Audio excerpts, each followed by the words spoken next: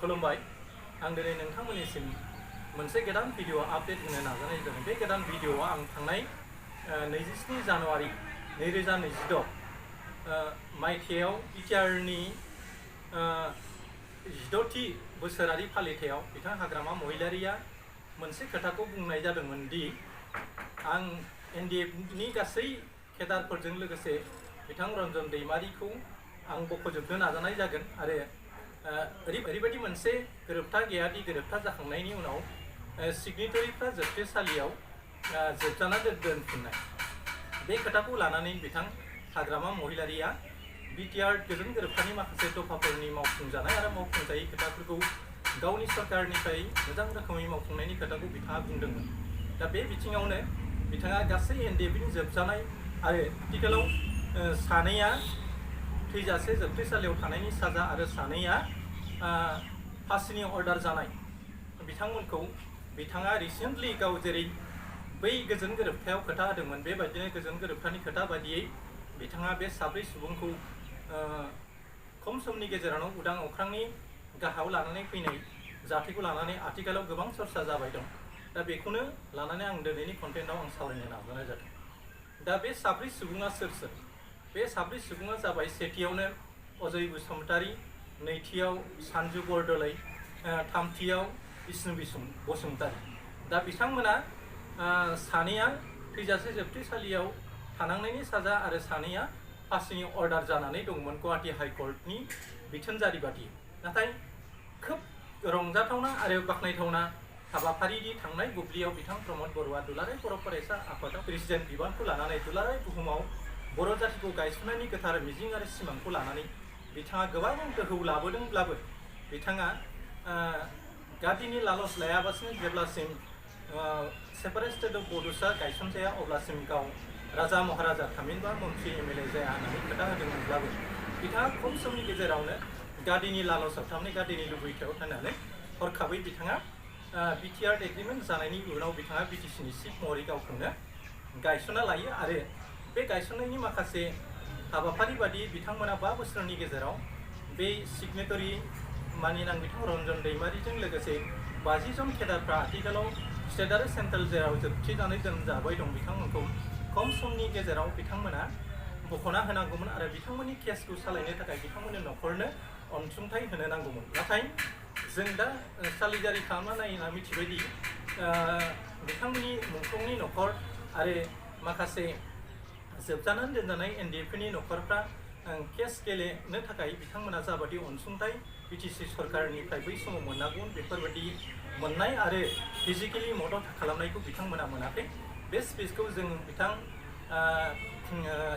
चिरां जिल्लानि बिथां अजय बसुमतारी आथिखालाव उदां अख्राङाव फैनानै जि मिडियानि सिगाङाव बुंनाय बे खोथानिफ्राय रोखा मोनो आरो बातासिफोरनि जि अजयनि फंबाया बुंनाय भिडिअ रेकर्डनिफ्रायबो जों बेखौनो मिथिनो मोननाय जायोदि बिथांमोना बे केसखौ खालामनायाव 5,000 खरै उकिलनो फिस होबाय थानो गोनां जायो। नाथाय 2 मासनि केसआ पेन्डिं जानानै दंमोन। दा थिग बिदिनो बिथांमोना उदां अख्रांनि गाहायाव गासैबो फैनायनि हाबाफारिया जाजोब्बायमोन आरो आथिखालाव बिथांमोना फ्रि जाबाय। दा बे हाबाफारिखौ नायोब्ला बिथां प्रमद बर'आ 5 बोसोरनि गेजेराव बे एनडिएफनि न'खरनि आरो बिथांमोननो केस गेलेनो थाखाय जाबादि रां अनसुंथाइ होनांगौमोन बे रां अनसुंथाइ होनायखौ नुनो मोनाखै। दा जों नुनो मोनो हाग्रामा महिलारिया ओरैबायदि मोनसे डाइनामिक लिडार आरो बिथांनि सायाव आसाम गभर्नमेन्ट भारत सरकारा गोबाङै फोथायनाय दं, जायनि जाहोनाव बिथांनि फंफ्रोमबो खोथाखौनो आयेन बादि जों फालिनायखौ जों नुनो मोनो आरो बिथाङा खम खोथा बुङो आरो आखाइजों गोबां खामानि मावो। दा बिनि नोजोरखौनो जोङो गोदान बिटिसि सरकाराव फैनाय बिथां हाग्रामा महिलारिया जा हाबाफारि लानानै एनडिएफनि जोबथेसालियाव थानायफोरनि केसफोरखौ उइथड्र खालामलांनो नाजाबाय दं आरो आथिखालाव बे गिबि बुब्लियाव बिथाङा बावैनो सिफ जानाय लोगो लोगो बिथाङा साब्रैखौ थैजासे साजा मोननाय आरो सानैया फासिनि अर्डार थैजासे जोबथेसालियाव थानाय साजा मोननाय फासिनि अर्डार मोननांनायफोरनि केसफोरखौ गासैखौबो फ्रि उदां खालामना होजोबनाया बे जोंनो साननो गोनां। मानसिफ्रा बुङो उखिला लोरिबाबो आयेना लोरिया होननानै बुङो। नाथाय आथिखालाव राजखान्थिया ओरैबायदि मोनसे पावार जाय पावारखौ गोसो जायोब्ला मोजाङावबो बाहायनो हायो आरो गाज्रियावबो बाहायनो हायो। दा बे राजनितियारिनि जि पावार, बे पावारखौ मोजां मथै बाहायोब्ला मोनसे हारि एबा मोनसे जातिया जौगानायनि लामाखौ जों मोननो हायो। दा बेबादिनो बिथां हाग्रामा महिलारिनि जि हाबाफारि, बे हाबाफारि लानाया जोंनि थाखाय खोब बाख्नायथावना आरो बिथाङा थाबावनाय जि आद्रा एनडिपिनि जि जेंना आरो बे जेंनाफोरखौ बिथाङा फारि फारि सुफुंलांनायनि खोथाखौ बुंदों। दा बे बिथिंखौ नोजोर होनानै नायोब्ला बिटिसिनि चिफ हाग्रामा महिलारिनि सायाव रायजो राजाफ्रा गोबां फोथायनाय दं आरो बिथाङा जि खोथाखौ बुङो बेखौ मावफुंनानैसो नागारो। बेनिखायनो हाग्रामा महिलारिखौ टाइगार अफ दि बिटिसि, थारमाने बिटिसिनि मोसा होननानै बुंनाय जादों। नाथाय बे मोसाया मिखौ होनना बुंनाय जायाखै। हाग्रानि मिया जेरैबायदि गोहोगोरा आरो बेखौ बयबो गियो, मानसि दुमसि जिब जुनार, बेबादिनो हाग्रामा महिलारिखौ बर'नि सासे मोसा होननानै बुंनाय खोथानि सायाव गोबां दान्थे बिदान्थे लाबोयोब्लाबो जों थारैनो हाग्रामा महिलारिखौ खामानि मावनो हानाय रोंगौथि थानायनि थाखाय दिनै खेबले हाग्रामा महिलारिखौ दिनै रायजो राजाफ्रा राजमासियाव होबाय दं आरो बिथाङा बर' जाथिनि गोबां जौगानायनि जि अनसुंथाइ होनायजों लोगोसे बर'नि राव हारिमु सोदोमस्रि गासै सोरगिदिं बिथिंखौ नायनानै बिथाङा बिटिसिखौ सनानि रायजो खालामनायनि जि हाबाफारि लादों, बे जोंनि थाखाय बाख्नायनांगौ। मोनसे बुब्लियाव जोंनि बिटिसियाव जेबो गैयामोन, जुथा फैथा गाननानै जों साइकेलफोरखौनो इभेन जोङो सालायनो हायामोन। बेफोरबायदि जायगाया दिनै ब्लेक टपिं जाबाय, हाइ रड जाबाय, गामि गानला मोजां पिच लामा जाबोनो हमबाय। दा बेफोरखौ नायोब्ला हाग्रामा महिलारि जि हाबाफारिखौ लादों बियो खोब बाख्नायथावना हाबाफारि। आं भिडिअखौ बांद्राय गोलाव खालामनो सानला। दिनै आं हाग्रामा महिलारिनि पावार आरो बे पावारखौ माबायदि बाहायनांगौ, बे पावारखौ जोंनि बिटिसिनि थानाय साफ्रोमबो लिडारफ्रा नायनायनि गोनांथि दं। नाथाय माखासे लिडारफ्रा गावनि धोन सम्पतिखौ बोरै आरजिनो हायो बेखौल' लानानै गादियाव जनानै खोथा बुंनायखौ जों नुनो मोनो आरो प्रेक्टिकेल लाइफआव बिथांमोना जातिनि मोजां खामानिखौ जों मावनायखौ नुनो मोनाखै।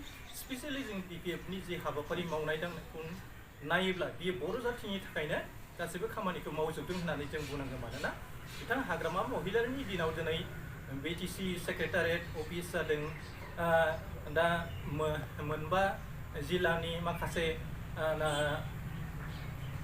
बेंखनथायाव थानाय माखासे न' बां बेफोरो जादों आरो बेबायदिनो आथिखालाव सनितपुर आरो गहपुर ओनसोलखौ लानानै साब डिभिजन आरो डिस्ट्रिक्ट दाफुंनाय खोथाफ्रा दा जौगालांगासिनो दं आरो बाखि थानाय गामिफोरखौ सोसननायनि हाबाफारिया आथिखालाव सोलिगासिनो दङ।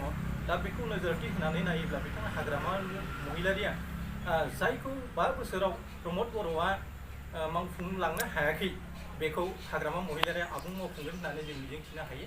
मानोना हाग्रामा महिलारिया सासे डाइनामिक आरो पायनियार लिडार अफ बड'स होननानै जों बुंनांगोन। बिथांनि सायाव बयबो रायजो राजायाव फोथायनांगोन आरो फैबाय थानाय एसेम्ब्लि इलेक्सनाव जोङो बिथां हाग्रामा महिलारिखौनो मेजरिटि भट लानानै देरहासार जागोनखौ जों नुहुरो आरो फैगौ बुब्लियाव जोङो आसामावबो लायन शेयार, थामहिनबा जों केबिनेट मन्त्रि मोनहैनायनि लामाया दं आरो बिनिफ्राय फिनबो जों बिटिसिखौ जौगाखांनायनि जि हाबाफारि बेखौ लानो हागोन। जोबथा बुब्लियाव जायफ्रा गोदान बिथांमोना आंनि सुमिरन बड'सा फेसबुक पेज आरो JSPS 365 इउटुब चेनेल साबस्क्राइब खालामना ला, लोगोसे अल नटिफिकेसनखौ अन खालामना ला, जाहाथे आंनि गोदान लेटेस्ट भिडिअफ्रा नोंथांसिम सहैनो हायो। एसेनोसै, गोजोन्थों, खुलुमबाय। जै बर' हारि, जै बर' हारि।